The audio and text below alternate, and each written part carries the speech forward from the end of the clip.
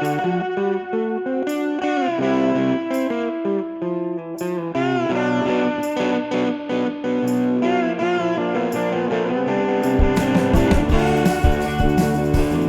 to this edition of You Can Get There From Here. I'm Dr. Joe Moore, Chair of the Department of Communication and Digital Media Production at the University of Central Missouri, and it's my pleasure each week to get to visit with you and share with you some of the alumni from the University of Central Missouri's Department of Communication and Digital Media, visit with some of our former graduate students, and just let you know what they are up to today.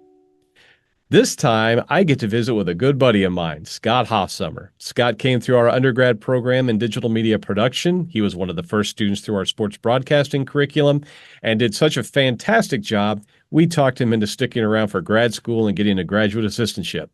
And then he did such a good job there, we decided we weren't going to let him go, and we hired him as an instructor, where he stuck around for a couple of years and taught our sports broadcasting classes before moving on and advancing his career. So we are pleased to welcome with us today Scott Hofsommer. Scott, how's it going? It's great. I mean, I'm happy to be a part of this. I think back, obviously, you mentioned starting as an undergrad, and obviously one of the funniest memories I have is when you were first getting to know me, and you'd call me Scott Hofstetter. So we've come a long way. We've come a long way. Yeah. I was supposed to tell you from Stephanie Beers, our office professional. Tell Scotty Too Hottie hi for me. Well, hello, Stephanie. I miss you all. So, what are you up to today? So today, it's one of my work from home days. So I'm working on a documentary project right now. So it's actually a global documentary with the company I work for. It's TTI Success Insights. And so we have clients around the entire world. And so one of the big projects I'm tackling is getting clients and partners that we work with across the globe and working with freelance video teams in those countries to basically build out the interview segments and the B-roll exactly how I envision it, sending me that, and then I'm putting it into one bigger documentary. They're speaking in their native language, so I'm having to work on captions and accurate translations and tying it all together. So it's a pretty big project. So who are you working for now, and what do you do? You're making a documentary right now, but what do you do in general? Yeah, so TTI Success Insights, it's an assessment-based company where people kind of simplify it as a personality test, but it's obviously way more than that. It's really discovering who you are, what makes you tick, the do's and don'ts of you as a person. And so they focus on products around that. And it's really about changing people's lives in that way when they discover themselves. And within that company, I am officially the video and multimedia specialist is my title. So essentially videographer and editor. And I work within a bigger creative team where we've got graphic designers, we've got UI and UX designers, website people, and I also work with another videographer as well. So yeah, it's fun. I've enjoyed it, and it's always challenging each day. And where are you located? So I'm in Phoenix, Arizona. Specifically kind of in that metro area. Scottsdale is where the company's located, and it's hot. But I enjoy it. My sister. It's a dry heat. It's a dry heat. Exactly. That's what everyone says. It's funny. People always ask me like, why'd you go out to Phoenix? Well, first of all, I had family connections, and so I've visited here multiple times, so I knew I loved the area. But also, I think at some point I realized I just didn't want to be driving on ice anymore, and I just You're not doing any of that. Yeah. My family took a walk last night, and it was so humid. We were just drenched 5 minutes into it, and we were joking around. Well, it's not a dry heat. It's a dry heat. It's a wet heat. Yeah. Hey, hot's hot. I don't care what kind. Hot is hot. That's a fact. And it's funny, actually, yesterday I was walking around the neighborhood, and it actually, for Phoenix, is a little bit more humid. And I was like, wow, I feel like I'm a little bit back in Missouri again. How's your golf game? Great. I keep up with it pretty frequently. Actually, funny story about that. So I work in our video studio. Like my office is in the video studio, and it's got a big, like all white cyclorama with like a customizable lighting grid. And at some point we realized we weren't really using it that much. And so the owner of the company is a big golfer too. And he decided to invest in a golf simulator and put it in that space. So I'll have to send you a picture, but basically right next to my desk, I have a full blown like state of the art golf simulator. So as a golfer myself, if I've got free time, I might step 3 steps to my left and swing some clubs. So you're in heaven, basically. Yeah, exactly. It's a good time. It's not Arizona, it's heaven. Yeah. Yeah. So with us, you got your start. You really were invested a lot in sports broadcasting when you were here at UCM. Hmm. You're not doing sports broadcasting anymore. But Yeah. with your graduate program, your graduate project was a documentary about sports broadcasting, but it Yeah. was a documentary. That's kind of what you're doing today. How has what you studied here at UCM, particularly with sports broadcasting, translated to what you're doing today? Well, I think something that I obviously preached a lot when I was teaching in the program, and then as a student, obviously felt this. When you work in sports broadcasting, you're working with a team. You're never by yourself. You have to learn how to communicate effectively. You have to be able to tell people clearly what you need when you need it. You can't be vague, and you have to be decisive. And so I think when you work in sports broadcasting, if you weren't that person before, you learn to become that person, which translates to any aspect of media, whether it's radio, print, TV, film. You have to be able to communicate with people and work with people. I know. Um, prior experience, some people want to think, oh, I want to edit. I want to just be siloed in my own little editing bay, and you give me the projects and I'll edit them. Well, that still doesn't work like that. You still have to work with clients, communicate with them, and know what they need. And so I think out of anything, that is really the biggest thing is working with people on a deeper level and not just the small talk. Well, and you had your hand in a couple of different areas when you were in college, if I remember correctly. I remember you and Melissa Ross, was Hmm. Melissa Conger then, hosted your own show for a couple of episodes as you were working on some interviewing skills and developing those Yeah. projects. You took some cinema classes, if I remember correctly, the editing. I don't remember if Yeah. you took narrative or documentary or not, but No, not you, at that time. but because digital media production is not cinema, it's not Hmm. journalism, it's not radio, it's everything. Yeah. You kind of got a full, well-rounded education that you've been able to use, it sounds like. Absolutely. And kind of going back to what you mentioned about the episodes we did with Melissa and I. It's funny actually 2 nights ago I actually found that old file Did you? capitalized. Yeah, I found the episode we I shot was and trying to think of what the name was. yeah, I'll have to send you a copy of that, but it I watched it back again and you know it's funny looking back on your older projects, but that one I have a lot of pride in even though we only did, a couple things with it, but there was so much pre-production, so much to the actual production itself and the post, that when you get to see it all completed, you get that sense of pride. And I think in talking and working with people from all different concentrations within DMP, you get to see how people are prideful about their work, whether it's an article getting published or it's a video getting put up on the page or, a radio show that they just completed. Like I love that aspect of media. It's all creative, it's all subjective. Everyone has their opinions on it, but they all enjoy what they do at the end of the day.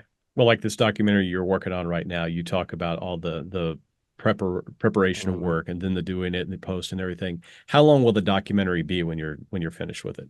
Ideally, we're aiming for somewhere around 12 to 15 minutes. And how many hours went into that 12 and 15 minutes? It's a lot of hours. Yeah. Yeah, I mean, just like a little glimpse. We first pitched this idea back in October.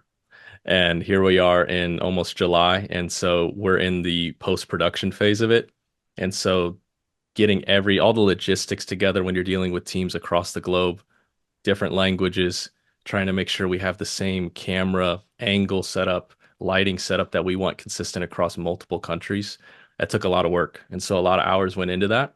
But I'm definitely happy with how it's turning out and I look forward to finalizing this thing. Well, we talked about, the classes that you took and the variety of things you did here. What were some of your favorite classes? So I think back on kind of that intro class, that intro to digital video was where I've always had cameras in my hand from a young age. And so I always knew I wanted to be in this field. But when, I got to UCM after doing all kind of my gen ed stuff and getting those tape-based cameras at the time, it was, Yeah. yeah, I loved them. It allowed me to go take that camera, wander around campus, shoot fun things with my friends in the program. And I just love the connections I made in that class and the projects I got to do. Yeah, looking back, were super basic and there wasn't anything crazy great about them, but I still had pride in them because it was that first foray into it. And so that one stands out.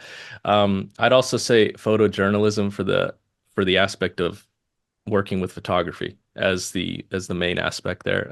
Not just video, but also getting my hand in photography and working with different lighting setups, working with different color grading, things like that. It's just it was super valuable, especially coming in fresh into the program. What were some of your fondest memories? Oh, I think anytime I got to kind of freewheel on any of these projects, especially in the undergrad, where we got to have fun with the scripts and we got to build whatever we wanted within, maybe kind of a loose confine.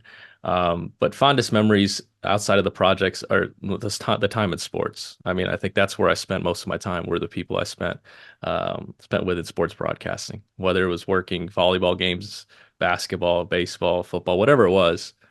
I love pouring my energy and time into that. And those friendships, those bonds I made, easily the my top memories of UCM.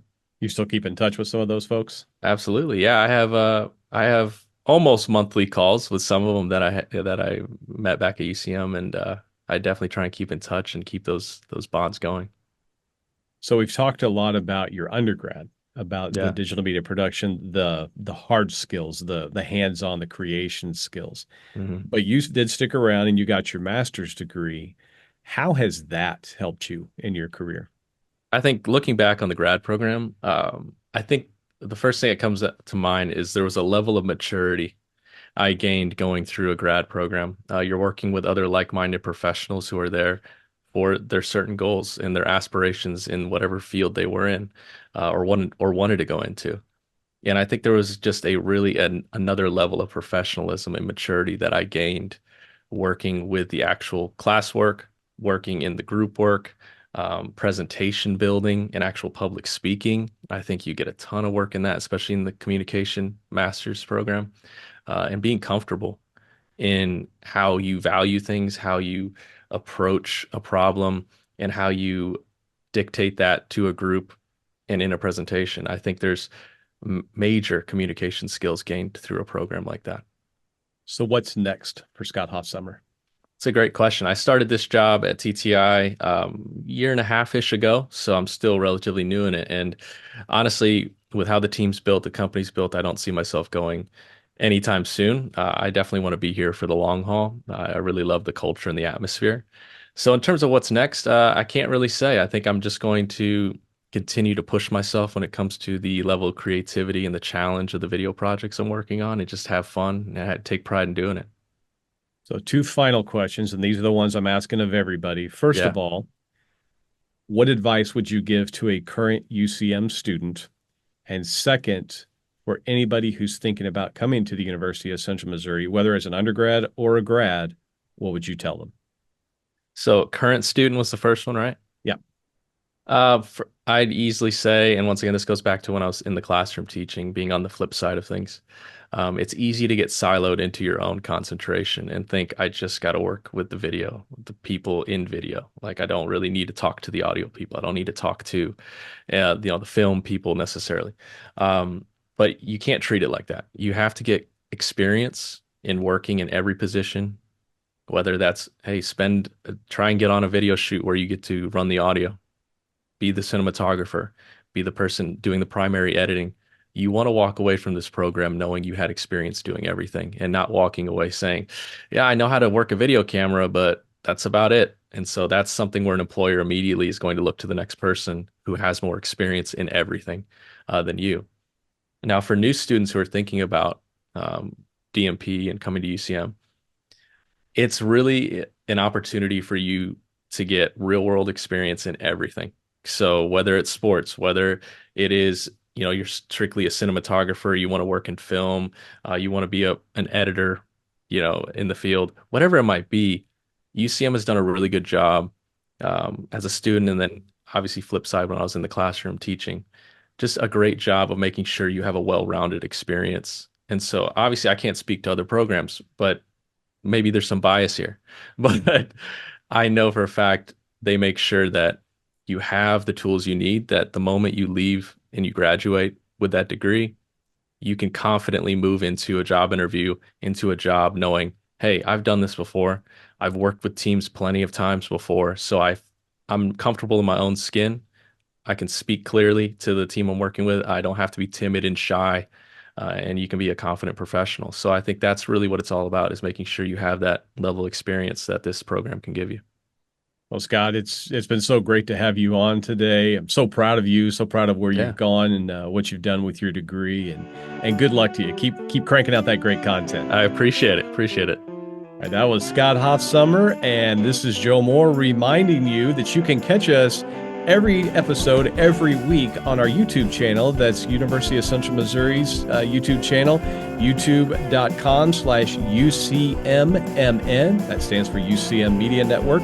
You can also check us out on Spotify and check out the podcast there. But again, we remind you, this is Joe Moore, and you can get there from here.